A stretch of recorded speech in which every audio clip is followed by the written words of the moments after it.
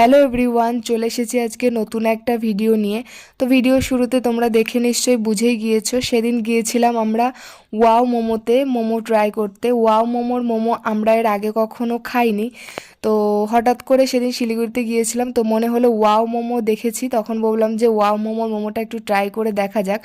যেহেতু অনেককেই দেখি ভিডিও করে ছাড়ে এবং বলে খুব নাকি খেতে ভালো হয়, তো সেই জন্যই গিয়েছিলাম। আর আমাদের যেহেতু ফার্স্ট টাইম ছিল, জানতাম না কেমন হবে। তো সত্যি কথা বলতে আমার কাছে খুব একটা আহামরি ভালো লাগেনি, মোটামুটি ছিল।